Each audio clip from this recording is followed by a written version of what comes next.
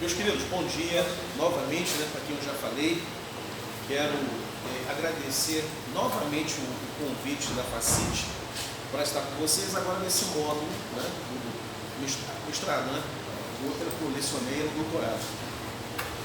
O pastor Francisco me deu a incumbência de passar um tempo com vocês falando do cristianismo dos claustros, a origem do monasticismo, a influência e relevância do monasticismo para o cristianismo e também para a sociedade. Então, é um tema bastante interessante e a gente vai, portanto, compartilhar.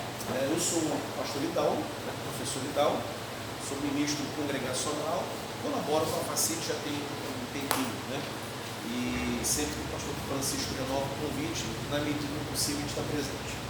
Quero falar que está a minha alegria de estar com vocês, eu espero que seja um tempo bastante oportuno. Eu estava conversando com os colegas da coordenação da secretaria, que eu expliquei para o pastor Francisco que estava com dificuldade de estar presente hoje nessa aula. Eu até pedi o adiamento, mas com respeito ao calendário, com respeito ao tempo dos alunos, o cronograma já estabelecido, então a gente seguiu conforme o cronograma. Eu estava com dificuldade de estar presente aqui hoje. Em razão do tempo mudado, eu mudei de residência, mudei de cidade também. Meu material, eu tenho um escritório numa cidade e moro na outra. E em função dessas instalações de internet e tudo, não consegui instalar a minha internet e o meu computador pifou essa semana também, sem tempo do técnico instalar. Então não consegui produzir o PowerPoint. Quem já teve aula comigo aqui sabe que à medida que eu vou expondo o assunto, a gente vai liberando o PowerPoint para o aluno poder acompanhar. E depois eu libero esse PowerPoint no grupo, porque aí você fica com o material também em casa para recorrer durante a semana.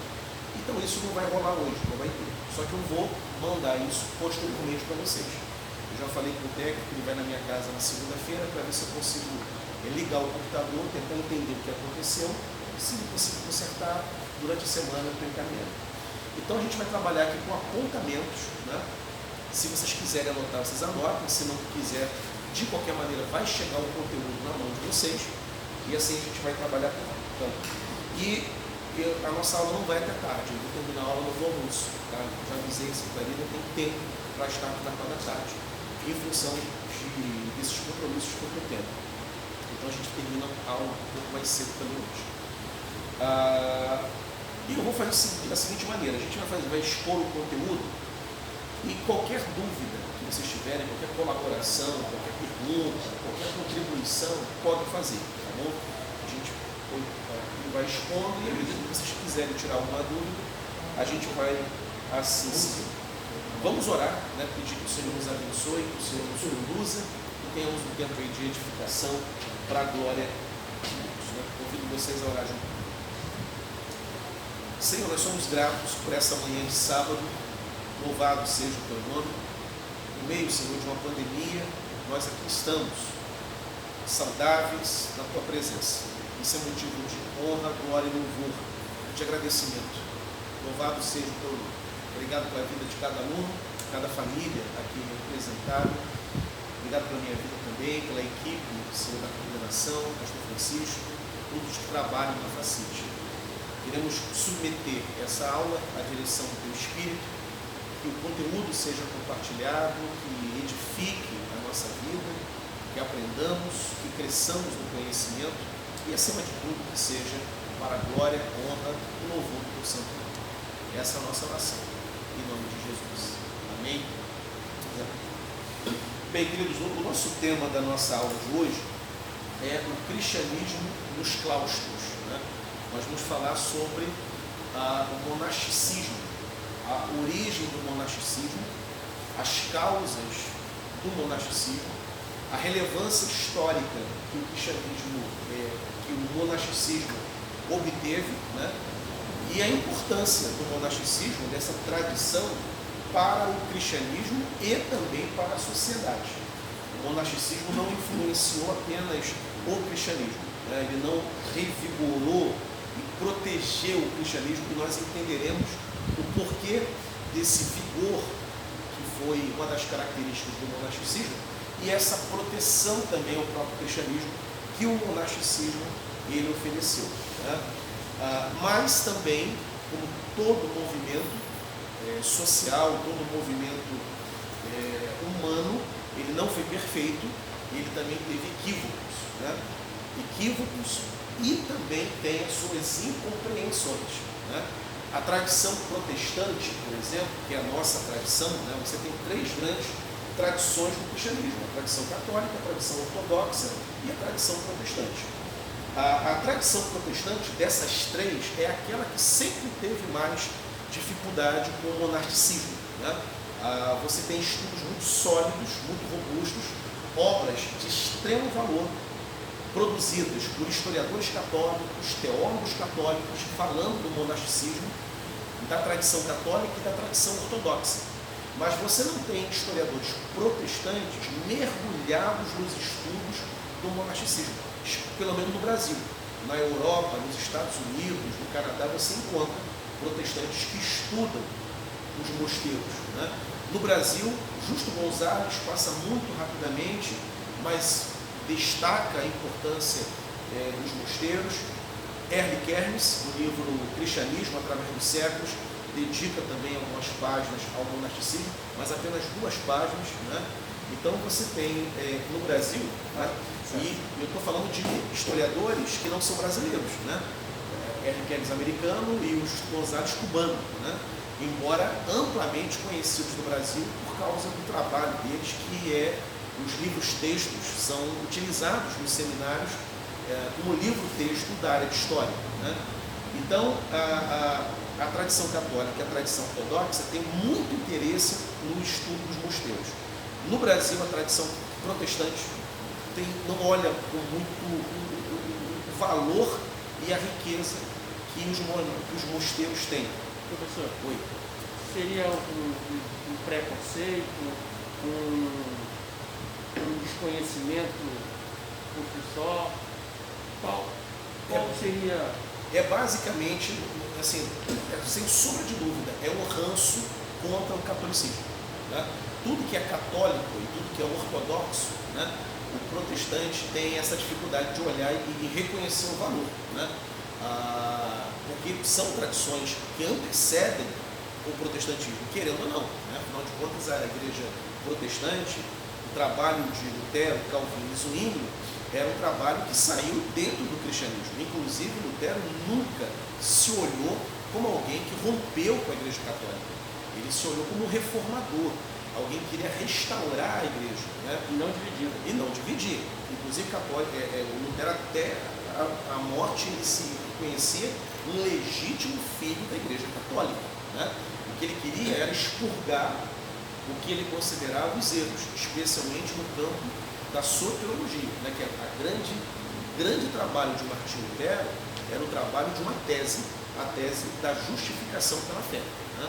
Era lembrar que o que salva o pecador é a graça de Deus depositada em Cristo, né? Quando você deposita a sua fé nele, você é salvo. Mas ele nunca teve problemas com o catolicismo de maneira geral, tanto que quando o Thomas Witzel, né, que era um reformador radical, né, ele incrementou nas propostas reformistas de Lutero a questão da reforma agrária também, coisa que Lutero nunca pretendeu fazer, mas o Thomas Witzel, ele incluiu na agenda da reforma a divisão do latifúndio alemão, e ele dizia o seguinte: não, vamos reformar tudo. E aí na reforma de Thomas Witzel estava incluso um programa de destruição de imagens, né? Lutero foi radicalmente contra. Não, destruir imagens, né? Zwingli, né? Calvino tinham problemas com imagens. Os puritanos, então, nem se fala, né? Que eram os calvinistas da Inglaterra. Agora, o Lutero não. Poderia ter uma imagem na sua igreja, sem nenhum problema, desde que você não adorasse a imagem. Lutero entendia que um crucifixo, né, uma imagem de São Jorge, não São Jorge, mas de São Paulo, de São Pedro, eram lembranças de uma realidade espiritual. Ponto. Era crítico à devoção. Não pode adorar aquela imagem, mas ela tem como adereço, se equivale ao quadro, se equivale uma arca que algumas igrejas gostam de construir, deixar lá no púlpito. Isso equivalia na mentalidade de Lutero a isso, né? Então, o protestantismo, ele tem problemas com o catolicismo, com a herança católica, né? E ao invés de criticar o equívoco teológico, rejeita o conteúdo histórico todo. E por isso os mosteiros não são alvo do interesse dos protestantes.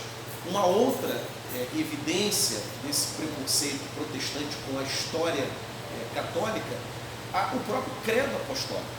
O credo apostólico não é conhecido nas nossas igrejas, né? Eu conheço apenas uma igreja que recita periodicamente o credo apostólico, que é a Catedral Presbiteriana do Rio de Janeiro, né? Ali, aquele belíssimo templo ali em frente à Praça Tiradentes.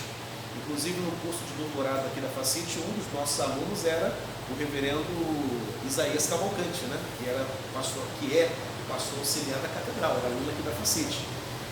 Lá recitam esse credo apostólico, né? Creio em Deus Pai, Todo-Poderoso, Criador dos céus e da terra. Por alguma razão, determinados ramos do protestantismo consideram o credo católico. E o credo não é católico, o credo é apostólico. O credo, ele surge, o credo apostólico, como uma súmula batismal, uma fórmula batismal. O credo apostólico nada mais é do que uma teologia sistemática resumida, é uma síntese. Você tem ali, desde o nascimento de Cristo sendo apresentado até o retorno do Senhor. Então é uma síntese de toda a teologia sistemática, né? Mas, como ele está muito associado a uma trajetória do catolicismo, os protestantes têm dificuldade, não trabalham, as nossas igrejas não conhecem o credo apostólico, né? Então, no bojo desses preconceitos, um deles é com os mosteiros, que deveria ser superado, né? Porque os mosteiros, não haveria cristianismo na Europa, e a gente vai ver isso na nossa aula, sem os mosteiros. Esquece cristianismo, esquece igreja anglicana, com Henrique VIII na Reforma, sem os mosteiros. Esquece Lutero. Não haveria a história de Lutero, porque Lutero, antes de ser o reformador da igreja, Lutero é o quê? Um monge da ordem dos agostinianos. Sem mosteiro, não tem Lutero na parada, né? O pai de João Calvino era secretário do bispo da igreja de Neuer. Inclusive, Calvino, sua infância toda, até a sua juventude, estudou com uma bolsa de estudos concedida pela Igreja Católica, porque o seu pai, como era secretário do bispo, teve direito a uma bolsa de estudos, que financiou os estudos de João Calvino até a sua maioridade, né? Sem os mosteiros, não teríamos a história de Calvino, não teríamos a história de Zwingli, né? E dos grandes reformadores, porque a Igreja Católica no Ocidente, ela oferece o quê? Ela oferece o background, ela oferece o citizen layer, né? O pano de fundo histórico, mental, sociológico, antropológico do cristianismo, que é conhecido no Ocidente europeu, né? E os mosteiros são eles que espalham esse conhecimento. Um filme que, aliás, é fundamental para a gente entender a importância dos mosteiros é O Nome da Rosa, né, com o Sean Connery, né? Ali você tem ali a Idade Média representada, o conhecimento nas mãos do clero, né, nas mãos dos monges, que eram os grandes mestres, os grandes intelectuais. E aquele filme, baseado no livro do Humberto Eco, ele é perfeito porque você mostra o seguinte: o mais alto nível de erudição está presente naquele mosteiro, né? Você tem ali o professor de grego, você tem ali os professores de filosofia, o período chamado escolasticismo.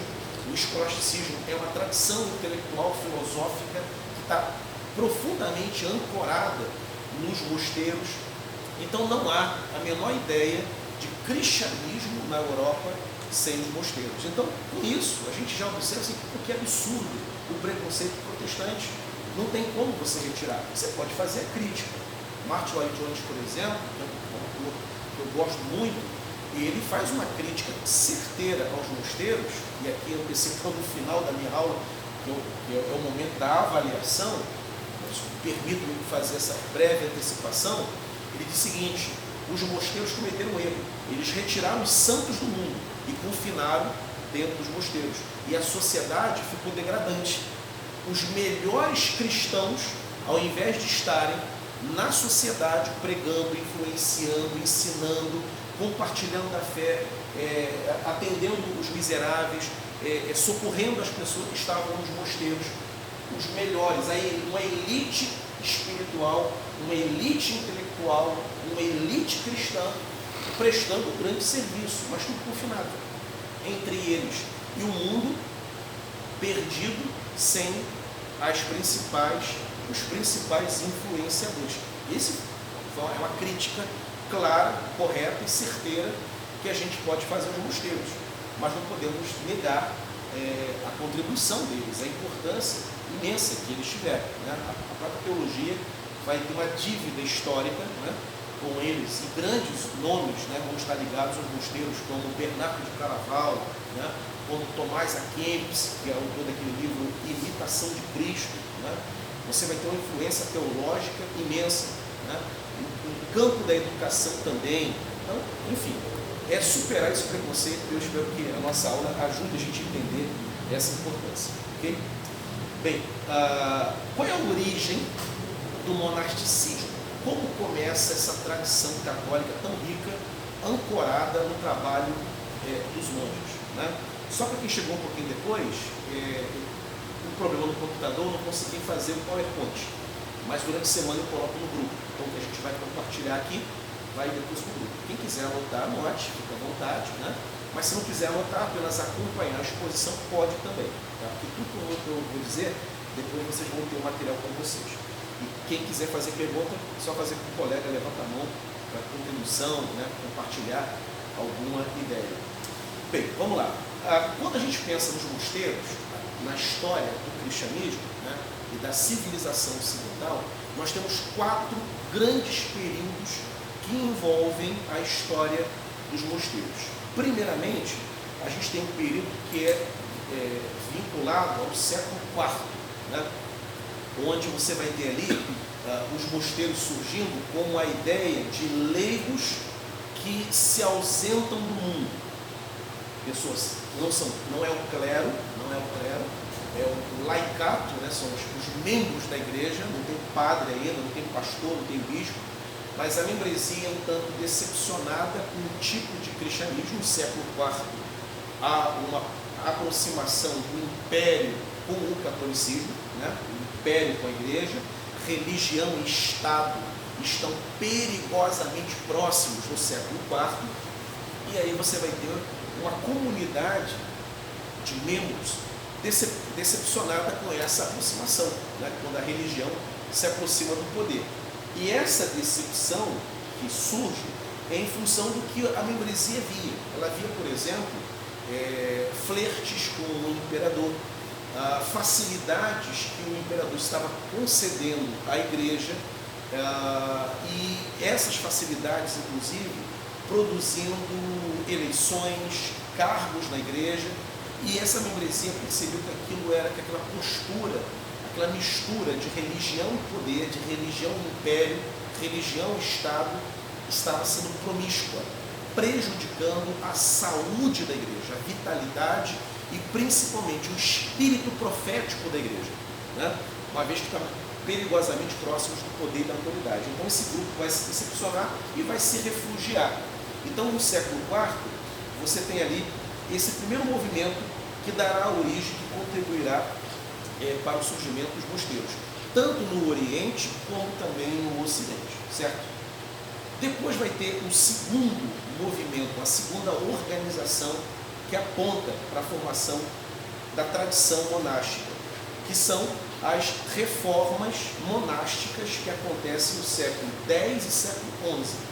Os mosteiros, a partir do século IV, foram criados, foram fundados, se espalharam rapidamente pela Europa, norte da África, Egito, né? Síria, aí já na Ásia, e lá, então no século IV, século V foram formados. E lá, por volta do século X, século XI, os mosteiros já eram uma realidade eclesiástica. Era um grupo de apoio ao papado, um grupo de apoio à igreja. E era necessário algumas reformas, necessário que houvesse alguns trabalhos internos de reformadores. Isso acontece por volta do século X, século XI.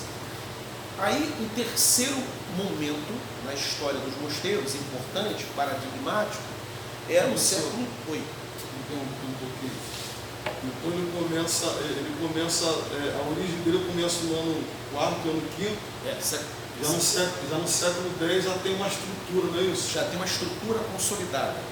Edifícios erguidos, toda uma dinâmica interna de trabalho, as chamadas regras monásticas, oração, trabalho, doação aos pobres, né? Trabalho na sociedade. Alguns desses monges, em alguns mosteiros, eles saíam para socorrer vilas, né? Vilarejos, povoados.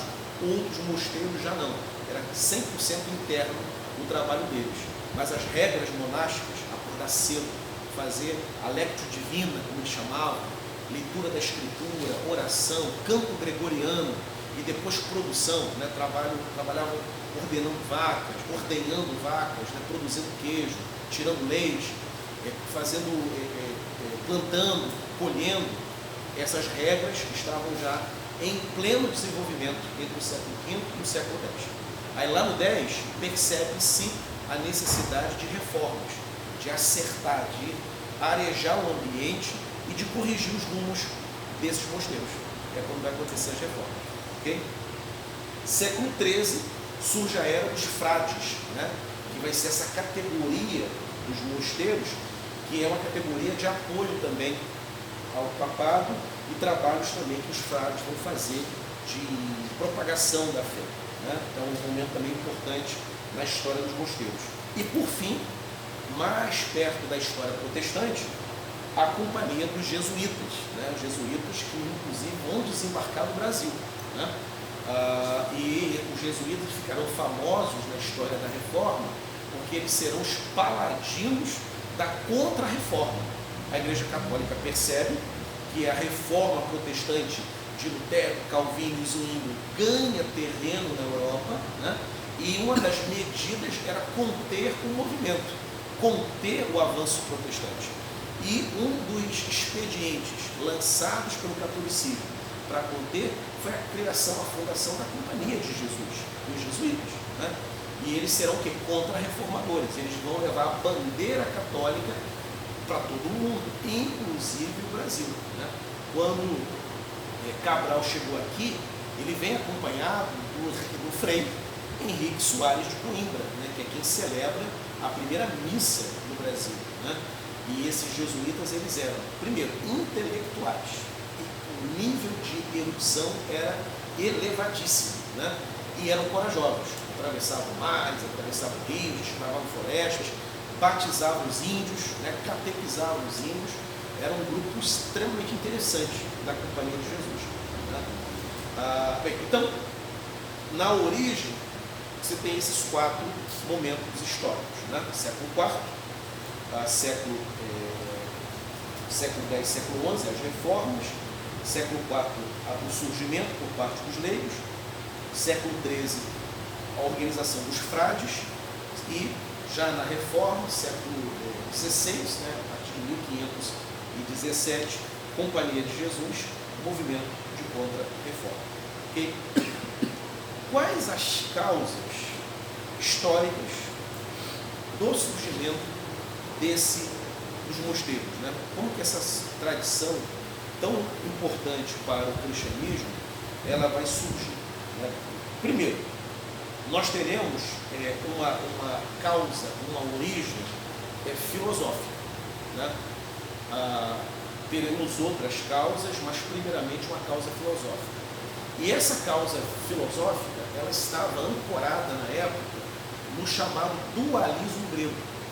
O dualismo grego era o quê? Né? Em síntese, em resumo, o mundo é mau, né? A carne é má, o espírito é bom. O mundo é mau e o céu é bom, a vida com Deus é boa. Baseado nesse dualismo de enxergar o mundo nessa perspectiva dicotômica, vai surgir para alguns daqueles leigos, e também depois alguns que faziam parte do clero, a ideia de separação desse mundo vil, a separação do mundo mal, né? E qual é a melhor maneira de separar do mundo mal? Você não pode se refugiar na sua casa, porque nem todos da sua casa têm a mesma fé que você, né? E você não fica devidamente guardado e protegido desse mundo, né? Você não pode também se refugiar dentro da igreja, porque você circula depois quando o culto termina. Então esse grupo entendeu que a melhor maneira era ir ou para as cavernas. Nós teremos monges que serão chamados de eremitas, né? Que eles vão se refugiar em cavernas, não vão construir mosteiros, eles vão se refugiar nas florestas, vão se refugiar nos desertos, né? Os chamados pais do deserto vão surgir com muita força. Eu perguntar assim, vocês falam do deserto, vocês pegaram nessa situação para também se refugiar nessa também. A diferença é que havia um ingrediente na história dos pais do deserto, que era a crítica à igreja institucional, né? Nem todos os monges que vão formar a tradição monástica têm a crítica à instituição, né? Então eles vão por uma questão de piedade pessoal, de devoção. Eu quero me consagrar, eu quero me separar do mundo e me consagrar para Deus. E entre aqueles que faziam isso, tinha também um ingrediente a mais: olhar para a igreja como corrupto. Então eu não quero nada com essa igreja. Sou cristão, mas não quero nada com essa igreja. Igual os desigrejados, né? Então os pais da igreja, até hoje é assim, os pais da igreja estão nessa vibe aí, só que com esse ingrediente acrescentado de crítica institucional, que nem todo monge tinha, né? E é do mesmo período, século II, século III, século IV ali, ok? Então, a origem, ela é, no primeiro momento, teórica e filosófica, ancorada, como eu disse, no dualismo. O mundo é mau, o mundo é vil, e aí você tem uma perspectiva platônica também, porque Platão tem essa concepção do mundo das paixões, que é esse mundo aqui, e o topos uranos, né? O mundo das ideias, o mundo ideal, que é o céu, né? E então essa influência platônica, essa influência dualística, ela contribui para que um grupo de cristãos diga: cansamos desse mundo, vamos servir a Deus de uma forma pura, de uma forma reta, longe das tentações.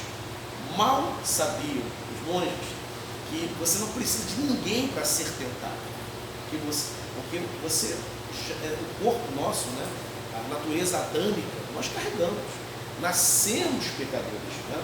Você não precisa de alguém para ser tentado. Você mesmo, a tua natureza, ela é suscetível às tentações, né? E eles mesmos vão experimentar esse conflito, como nós veremos daqui a pouco, né? Então, sair do mundo para crucificar a carne, santificar-se para Deus. Essa era a ideia primeiro. Esse primeiro grupo que faz isso, eles queriam desenvolver duas disciplinas, que era a ascese, né, separação, e a meditação.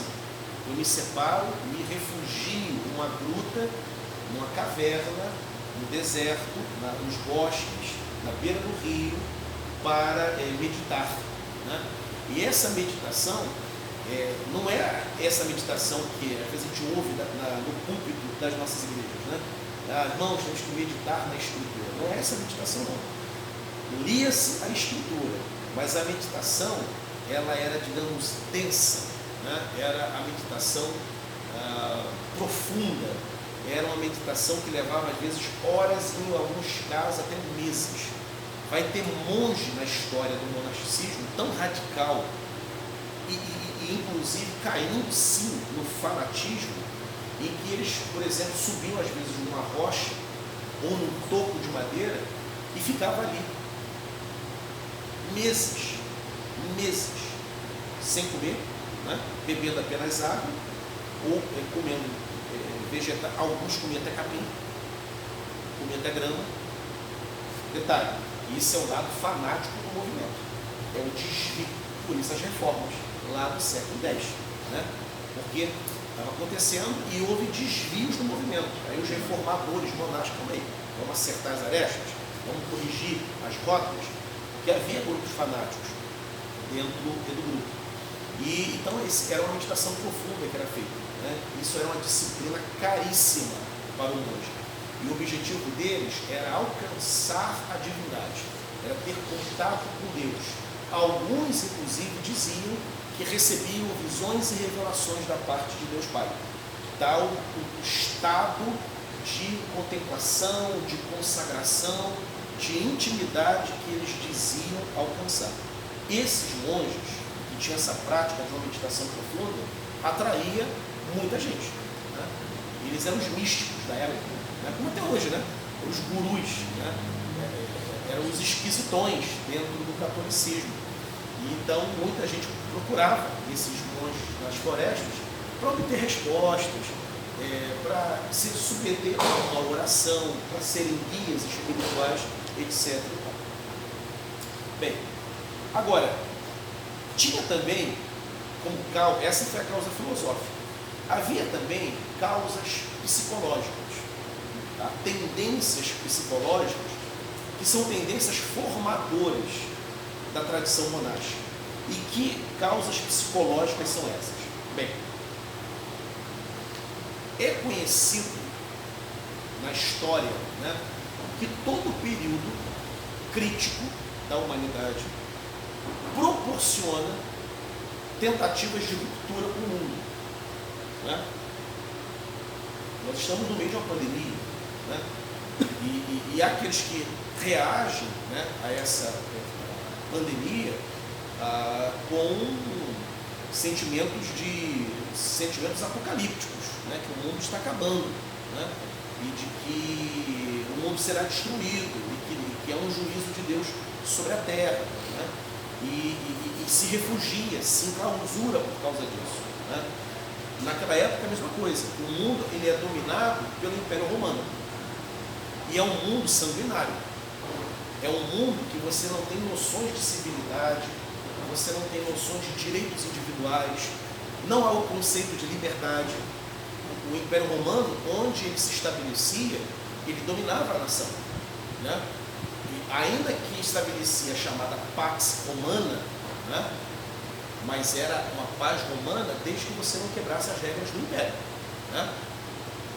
O Império deixava o povo dominado sobreviver com sua religião, com seu ethos, com seu comércio, desde que pagasse os impostos, desde que não desse um pio contra a ordem de César.